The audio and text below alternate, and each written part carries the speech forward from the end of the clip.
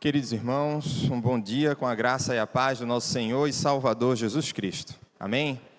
Queridos, nós louvamos a Deus por este tempo de adoração ao nome do Senhor. Eu não tenho dúvidas de que o Espírito Santo do Senhor nos guiou nesta manhã para nós juntos, queridos, em atitude de comunhão, nós celebrarmos ao nome do Senhor. Essa deve ser a disposição, queridos, do nosso coração nesse tempo, de nós louvarmos a Deus, de nós engrandecermos o seu nome, de nós agradecermos a Deus por tantas bênçãos como nós cantamos, que o Senhor, Ele tem derramado sobre a nossa vida e sobre a vida da sua igreja. Queridos, a mácula do pecado, ela corrompeu por inteiro o nosso ser. Os efeitos, meus irmãos, do pecado, eles estão profundamente enraizados no nosso coração. Existe, meus irmãos, infelizmente, uma contínua disposição no nosso coração em vislumbrar, em realizar e em contentar-se com o pecado, em se agradar com aquilo que não é a vontade de Deus para as nossas vidas. E isso, meus irmãos, acontece por causa do poder que o pecado, de tão profundo que ele é no nosso coração, ele exerce sobre a nossa natureza humana. Queridos, nós não podemos nos enganar. A influência, meus irmãos, do pecado no nosso coração, ela é tamanha que nós somos afetados por inteiro. Ela atinge, meus queridos, todo o nosso ser. De modo, meus irmãos, que as nossas afeições, as nossas vontades, os nossos interesses, os nossos atos, os nossos procedimentos, a nossa constituição, os nossos relacionamentos, eles estão, queridos, à luz da palavra de Deus, totalmente corrompidos pela malignidade do pecado. Quando a gente observa o texto bíblico lá em Gênesis, no capítulo 3, e nós observamos a consequência do pecado original, da queda dos nossos pais, Adão e Eva, nós vemos ali que há uma quebra na relação do homem com Deus. Há uma quebra no relacionamento do homem com o seu semelhante, naquele contexto de Adão com Eva. Nós vemos, meus irmãos, que há uma quebra no relacionamento do homem com o seu ambiente. Nós vemos, queridos, que o pecado ele tem consequências malignas e profundas no ser humano. De modo, meus irmãos, que distantes de Deus, nós estamos totalmente obscurecidos, seja na nossa intenção, seja nas nossas realizações. Até quando nós queremos fazer o bem, é o que o apóstolo Paulo vai dizer, o mal está comigo. O profeta Isaías também vai declarar que os nossos atos de justiça, que as nossas boas ações, elas estão tão maculadas pelo pecado, que diante de Deus, esses nossos atos são comparados a trapos de imundícia, por causa da raiz maligna do pecado nos nossos corações, que nos obscurece por inteiro. Contudo, queridos, nós não ficamos nessa condição. E por isso, nós rendemos graças a Deus. Nós agradecemos ao Senhor pela vida de Jesus Cristo, seu Filho. Pela morte de Jesus no meu e no seu lugar. Ali, meus irmãos, na cruz. Porque a luz da graça de Jesus, ela brilhou sobre a escuridão do nosso pecado. Nós estávamos completamente em trevas. E a luz de Cristo, sobre a sua graça, ela brilhou, queridos, sobre a minha e sobre a sua vida. Nós não estamos mais presos, cativos no império das trevas. é o que o texto bíblico vai nos dizer. Mas nós fomos libertos, meus irmãos, porque a graça de Cristo, ela resplandeceu sobre o nosso viver. Nós, meus irmãos, não estamos mais com a nossa vida ofuscada pelo pecado, porque o brilho de Cristo sobre a sua graça, ele resplandeceu sobre nós. E agora, meus irmãos, iluminados por Jesus, nós não estamos mais debaixo da escravidão do pecado. Nós não somos conduzidos pelos nossos prazeres, pelo poder do pecado que turva o nosso coração, que turva o nosso entendimento, que turva as nossas vontades e a nossa realização. A graça de Cristo, ela brilhou sobre nós. A sua luz, ela nos iluminou. E é com isso em mente, meus queridos, que nesta manhã eu gostaria que nós pensássemos, refletíssemos sobre esse tema. Cristo, a luz do mundo. Vamos fazer a nossa leitura bíblica que se encontra no livro de João, no seu capítulo 8, verso 12 a 20, conforme está projetado. Evangelho de João, capítulo 8, verso 12 a 20.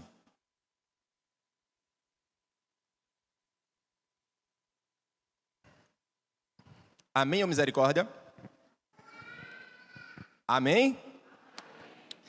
Diz assim a palavra do Senhor. De novo lhes falava Jesus, dizendo: Eu sou a luz do mundo. Quem me segue não andará nas trevas, pelo contrário, terá a luz da vida. Então lhe objetaram os fariseus: Tu dás testemunho de ti mesmo, logo, o teu testemunho não é verdadeiro. Respondeu Jesus e disse-lhes: Posto que eu testifico de mim mesmo, o meu testemunho é verdadeiro, porque sei de onde vim e para onde vou, mas vós não sabeis de onde venho e nem para onde vou. Vós julgais segundo a carne, eu a ninguém julgo. Se eu julgo, o meu juízo é verdadeiro, porque não sou eu só, porém eu e aquele que me enviou. Também na vossa lei está escrito que o testemunho de duas pessoas é verdadeiro. Eu testifico de mim mesmo, e o Pai que me enviou também testifica de mim. Então eles lhe perguntaram: Onde está teu Pai? Respondeu Jesus: Não me conheceis a mim, nem a meu Pai. Se conhecesseis a mim, também conhecerias a meu Pai. Proferiu ele estas palavras no lugar do gasofilácio, quando ensinava no templo, e ninguém o prendeu, porque ainda não era chegada a sua hora. Mais uma vez, meus irmãos, vamos fechar os nossos olhos, elevar o nosso pensamento ao Senhor e orar. Pai amado, Pai querido, nós rendemos graças ao Teu nome, por esta celebração, Senhor, que nesta manhã nós prestamos a Ti, por este ato de culto, Pai. Contempla o nosso coração. Nós rendemos graças ao Senhor, porque com liberdade nós podemos entoar louvores a Ti, nós podemos clamar, Senhor, pela Tua ajuda, pelo Teu socorro, nós podemos, Senhor, Te agradecer, nós podemos com humildade, Senhor, confessar os pecados do nosso coração. E agora nessa hora nós pedimos, Senhor, para que o Senhor ilumine o nosso entendimento para compreendermos, Senhor, a Tua palavra, que ela é poderosa por si só, ela é eficaz para discernir, Senhor, todo o intento do nosso coração.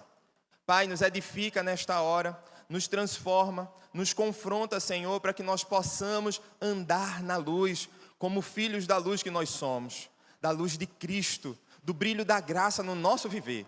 Assim, nós oramos a Ti no nome santo de Jesus. Amém. Amém. Queridos irmãos, o Evangelho de João, ele é o quarto e o último registro acerca da vida e da obra de Jesus, acerca do ministério terreno de Jesus Cristo.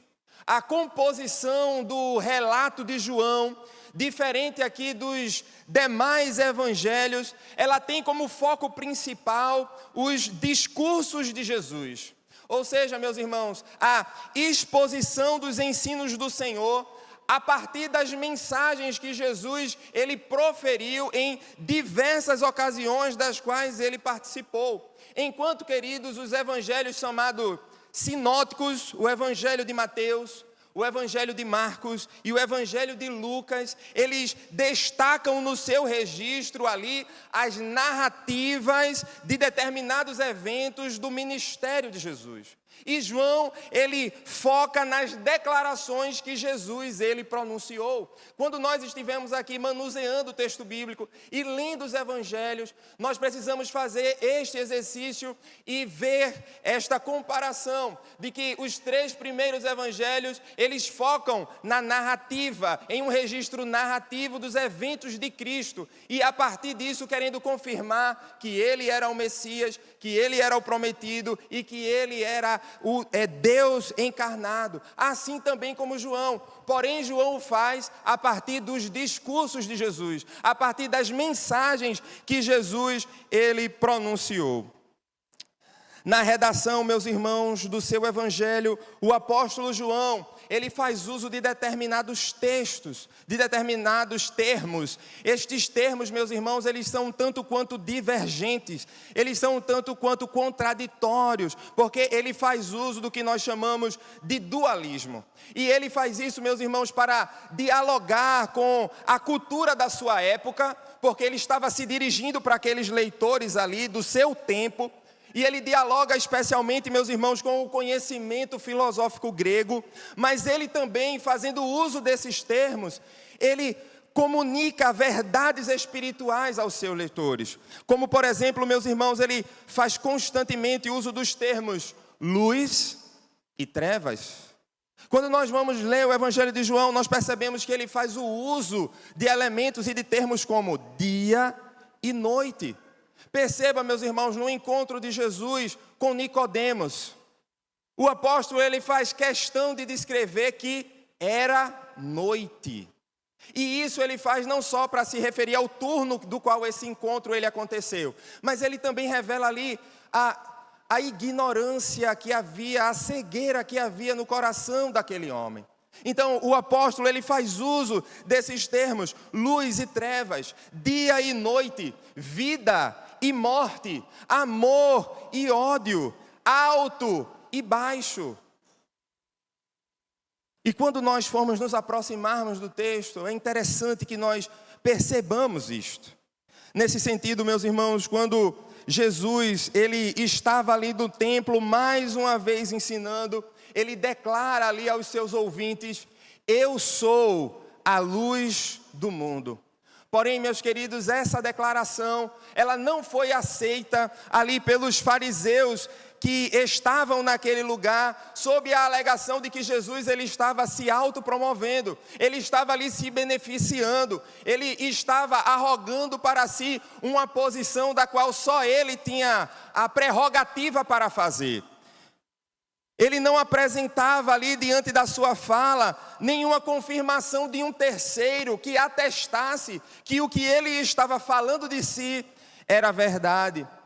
Sabe por quê, meus irmãos? Porque, segundo a lei mosaica, lá em Deuteronômio, no capítulo 19, no verso 15, o testemunho de alguém só era validado mediante a comprovação de 2 ou 3 testemunhas. E Jesus, queridos, ele faz uma defesa do seu posicionamento, argumentando que ele não falava por si só, que as suas palavras, elas eram atestadas pelo Pai. O seu testemunho não era só dele mesmo, mas o Pai também testificava de que o que ele estava falando era verdadeiro. Logo, diante desse argumento, o testemunho de Jesus, ele era considerado real. A sua declaração, ela era verdadeira. O seu depoimento naquele lugar, junto àqueles homens, deveria ser considerado, meus irmãos, como fidedigno. Porque o Pai que o enviou, ele ratificava que de fato Jesus, ele era a luz do mundo. Contudo, meus irmãos, ainda assim, mesmo diante desse argumento apresentado por Jesus, utilizado pelo Senhor, o coração daqueles homens, eles permaneceram duros. Eles não se abriram para a verdade do Evangelho, para a verdade do reino que Jesus estava colocando diante dos seus olhos. Eles não reconheceram o Pai e, consequentemente, eles não reconheceram o Filho e assim eles permaneceram em engano. Assim eles permaneceram na obscuridade do seu pecado. Meus irmãos, o Evangelho de João nos diz que Jesus, ele proferiu estas palavras no lugar do gasofilácio, ou seja, no lugar do ofertório, quando Jesus ali, ele ensinava no templo. Então, esse episódio aconteceu no templo próximo ao lugar do ofertório, quando Jesus assim, ele foi arguido pelos fariseus. E apesar, meus irmãos, da oposição que foi posta ali diante de Jesus, ninguém prendeu ele, ninguém atentou contra Jesus, e o texto bíblico vai nos dizer de que ainda não era chegada a sua hora. E isso significa, meus irmãos, que não era aquele momento, não era aquele tempo determinado por Deus para que Jesus ele fosse entregue nas mãos dos seus opositores. Por mais que havia a intenção, por mais que havia ali o desejo de prender Jesus, eles não o fizeram. E isso nos mostra, meus irmãos, para além de tudo, que há um Deus soberano que governa todas as coisas, que governa as nossas vidas e que tem o tempo determinado para que todas as coisas elas se estabeleçam na minha e na sua vida. E assim foi com Jesus. Mesmo diante da oposição que se colocou diante dele, João, ele discerne no Espírito Santo de que Jesus não foi preso porque não era chegada a sua hora. Não foi aquele tempo determinado por Deus para que Jesus fosse preso. E Jesus, ele se retira daquele lugar e ele seguiu com o seu ministério.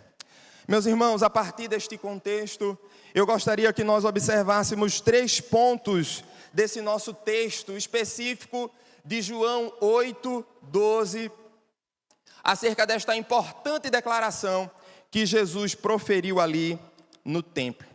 O primeiro ponto que eu gostaria que nós observássemos, meus irmãos, nesta manhã, é que Jesus Cristo, ele é a luz do mundo. Jesus, queridos, ele declara com autoridade, na primeira parte do verso 12 de João 8, o seguinte: eu sou a luz do mundo. Queridos, é significativo nós observarmos ao longo do Evangelho de João que o uso da expressão luz, feita por João no seu registro, ela faz referência à vida. O uso da expressão luz, ela faz referência à revelação, a um abrir de olhos. Ela faz referência a um despertamento do homem obscurecido no seu pecado. Como também, meus irmãos, o uso da expressão trevas, utilizado pelo apóstolo João, faz referência à morte, faz referência a um encobrimento, a um velar, a um cegar do homem. Faz referência, meus irmãos, a um estado de adormecimento, a um estado de ignorância da alma humana sem Deus, cativa no pecado.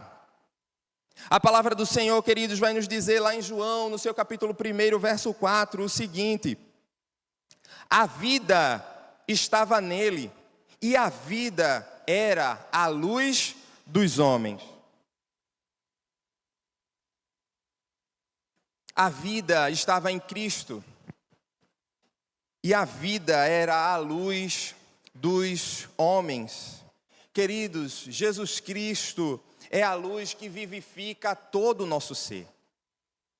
Não existe outro meio, ele mesmo disse: eu sou o caminho, a verdade e a vida. Ninguém vem ao Pai a não ser por mim. Jesus é esta luz, queridos, que vivifica o nosso ser.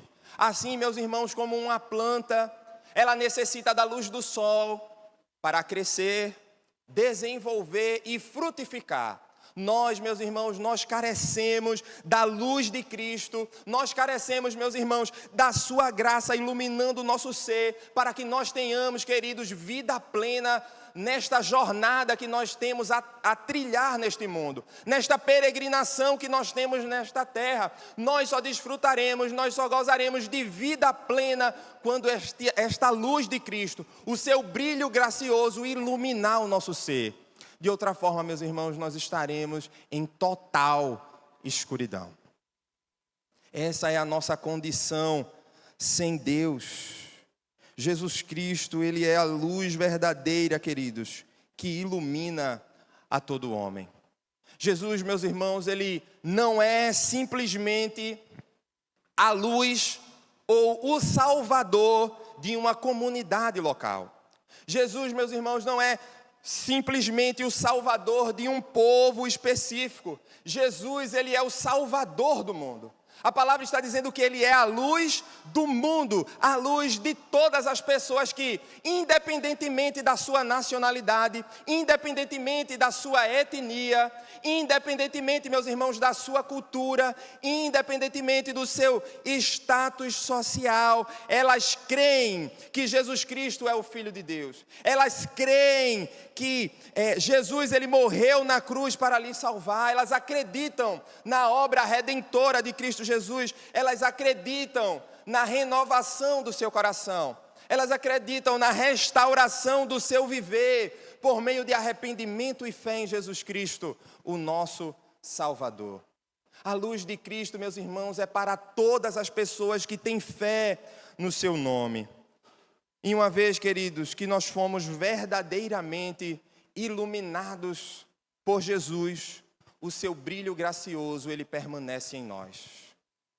O seu brilho gracioso, ele permanece no nosso coração, ele não se apaga. Nós nos tornamos, meus irmãos, como lâmpadas que refletem a luz vivificante de Jesus a outras pessoas.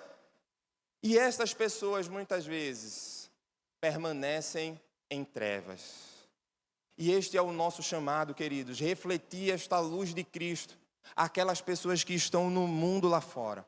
Aquelas pessoas que estão assentadas na escuridão dos seus pecados. E neste sentido, a palavra do Senhor nos diz lá em Mateus, no seu capítulo 5, do verso 14 ao 16, a palavra do Senhor vai nos dizer: vós sois a luz do mundo. Não se pode esconder uma cidade edificada sobre o monte, nem se acende uma candeia e se coloca embaixo do alqueire, mas se coloca no velador e alumia todos que se encontram na casa. Assim, brilhe também a vossa luz diante dos homens, para que vejam as vossas boas obras e glorifiquem ao Pai que está nos céus. Assim, meus irmãos, Cristo é a luz que ilumina as trevas que há no coração de todo homem. Porque essa é a nossa condição sem Deus. Parece uma palavra difícil, mas o texto bíblico o tempo todo apresenta esta verdade: que o desígnio do coração do homem é mau desde a sua mocidade. E o pecado, ele nos obscurece. Mas a luz de Cristo em sua graça, ela nos ilumina, ela ilumina o nosso coração, de modo que nós nos tornamos, meus irmãos, agentes da luz, refletindo o brilho de Cristo por meio do nosso testemunho, refletindo o brilho de Cristo por meio das nossas boas ações a todas as pessoas. Porque Cristo é a luz do mundo. Esse é o primeiro ponto que eu gostaria que nós observássemos nesta manhã. O segundo ponto que eu gostaria que nós aprendêssemos nesta manhã é que Jesus Cristo, Ele é a luz do nosso caminho. Jesus é a luz do nosso caminho. Jesus declara na segunda parte do verso 12 de João 8: quem me segue não andará em trevas. Meus irmãos, quando Cristo nos ilumina por meio da sua graça, Ele não somente dissipa a mancha do pecado que marcaram o nosso viver. Ele não somente retira de nós esta treva que inundava o nosso coração. Ele não somente, meus irmãos, nos perdoa, mas uma verdade também do Evangelho é que Cristo Jesus, quando Ele ilumina o nosso ser, Ele nos habilita, meus irmãos, por meio do seu Espírito, a renegar as obras das trevas. Jesus, por meio do seu Espírito, meus irmãos, Ele nos habilita a dizer não ao pecado que todos os dias nos assedia. O Espírito Santo, meus irmãos, atuando nos nossos corações, Ele nos capacita a resistir e Ele nos capacita a escapar das investidas do inimigo contra as nossas vidas. O texto bíblico de 1 Coríntios, no seu capítulo 10, vai nos dizer que não veio sobre nós tentação que não fosse humana. Antes, com a tentação, o Senhor nos dá o escape. Então nós precisamos guardar isso no nosso coração, porque o Espírito Santo, ele nos capacita a resistir. O Espírito Santo, meus irmãos, ele nos auxilia a negar a nós mesmos, quando nós somos atraídos pela sedução do pecado que diariamente se põe à nossa frente. Nós não podemos fingir que isso não acontece, porque é uma verdade. O diabo, meus irmãos, ele está ao nosso derredor, rondando ali como um leão, rugindo, vendo a quem possa tragar. E nós precisamos estar atentos, nós precisamos estar vigilantes, não confiando nas nossas habilidades, não confiando nas nossas forças, mas confiantes no poder do Espírito Santo no nosso coração. Porque é Ele quem nos auxilia a negar-nos a nós mesmos. É o Espírito, meus irmãos, que nos ajuda a permanecermos firmes e a não cair em tentação, a não andar de acordo com as obras infrutíferas das trevas. É isso o tempo todo que a palavra do Senhor vai nos apresentar, que nós devemos estar sujeitos ao Espírito, que nós devemos andar no Espírito e nós não satisfaremos as obras do mal, as obras das trevas, porque esse, meus irmãos, é o efeito do resplendor do Espírito Santo na minha e na sua vida. O Espírito Santo, ele nos santifica e o Espírito Santo nos faz andar em novidade de vida. É Ele, meus irmãos, que fala ao nosso coração. É Ele que nos convence do pecado, da justiça e do juízo. Seguir a Cristo, queridos, andar nos seus passos, em um caminho claro, em um caminho límpido, requer de nós algumas atitudes.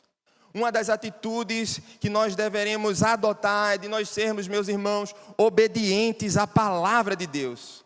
Sabe por quê, queridos? Porque é a lei do Senhor que guia os nossos passos. É a palavra, meus irmãos, de Deus que dirige o nosso procedimento. Não é o meu achismo, não é a minha vontade que deve governar as minhas ações, o meu pronunciar. O que deve governar o nosso procedimento, queridos, é a palavra de Deus. Por isso, irmãos, o Salmo 119, no verso 105, nos diz: lâmpada para os meus pés é a tua palavra, e ela é o quê? Luz para o meu caminho.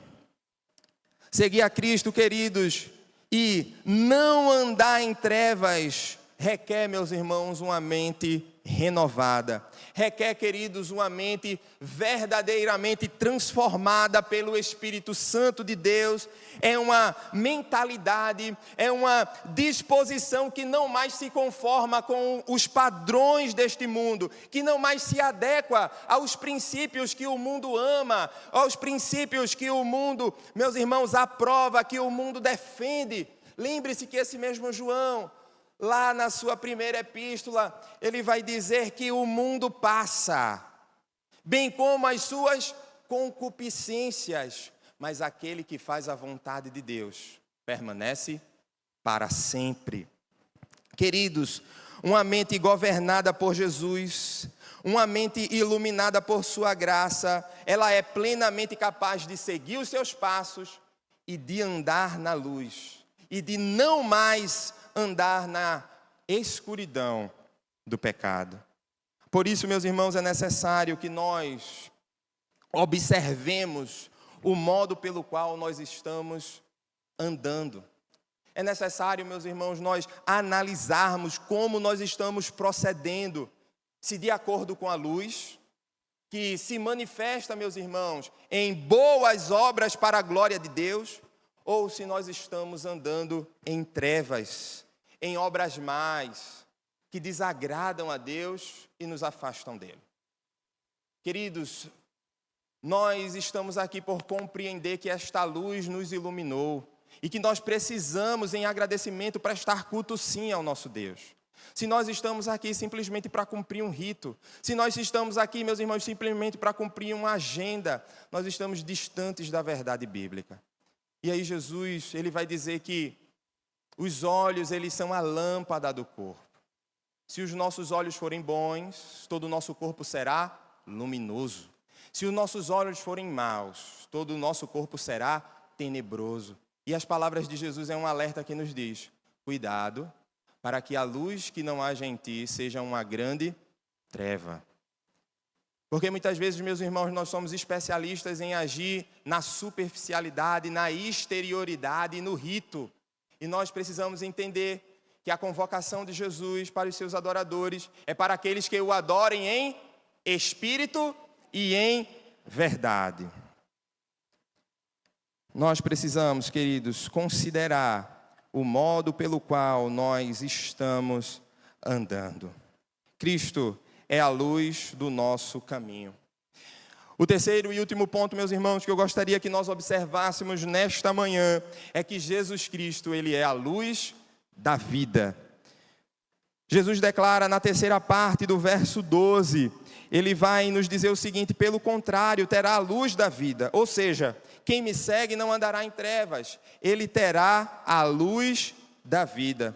Jesus Cristo, meus irmãos, com o resplendor da sua graça sobre o nosso viver, sobre nós, ele não somente atua, queridos, sobre uma área da nossa vida. O interesse de Jesus em iluminar o nosso ser não se limita, meus irmãos, apenas a um aspecto do nosso viver. Ele não se interessa simplesmente sobre o nosso intelecto. Ele não se interessa simplesmente sobre as nossas emoções. Ele não se interessa simplesmente sobre os nossos relacionamentos, sobre a nossa profissão, sobre o nosso bem-estar. Não é somente sobre uma área. O brilho de Cristo, meus irmãos, ele reflete em todo o nosso viver. A sua luz, ela deseja resplandecer sobre cada uma e sobre todas as áreas da nossa vida.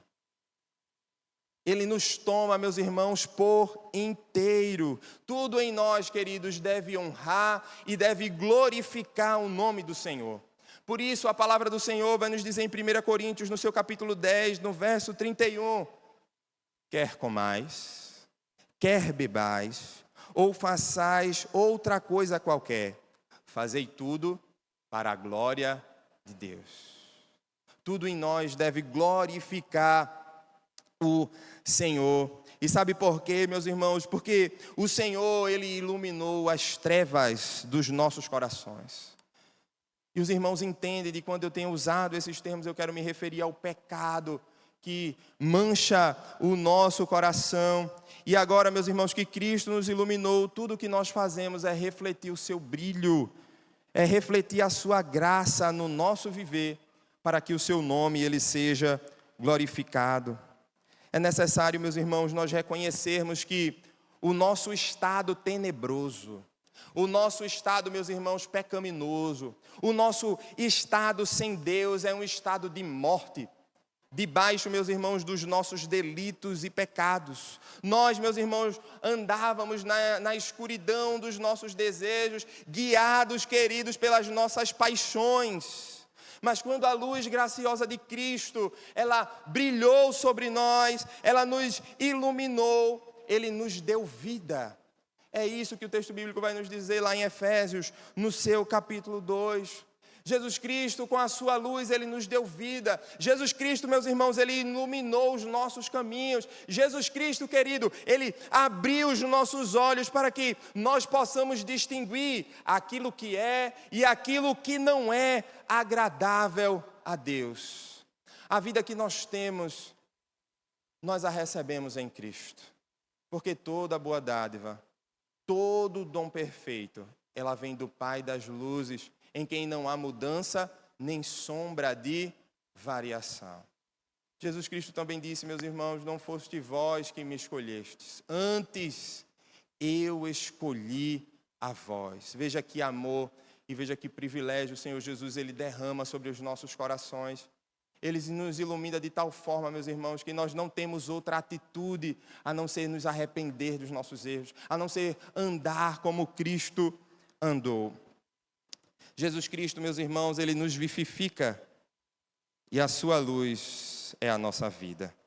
Que nesta manhã, meus irmãos, esta verdade bíblica, ela esteja impressa nos nossos corações. Cristo, ele é a luz do mundo. Em Cristo, meus irmãos, há salvação a todas as pessoas. Cristo, meus irmãos, é a luz do nosso caminho. Em Cristo, meus irmãos, nós encontramos direção para a nossa jornada. Nós encontramos, meus irmãos, direção para a nossa peregrinação. E finalmente, queridos, Cristo, ele é a luz da nossa vida. Nele, meus irmãos, nós encontramos poder para vivificar o nosso coração que está obscurecido pelo pecado. Cristo, queridos, é a nossa luz. Que o Senhor Jesus, no seu Santo Espírito, aplique, meus irmãos, esta palavra aos nossos corações e nos ajude a viver de acordo com ela.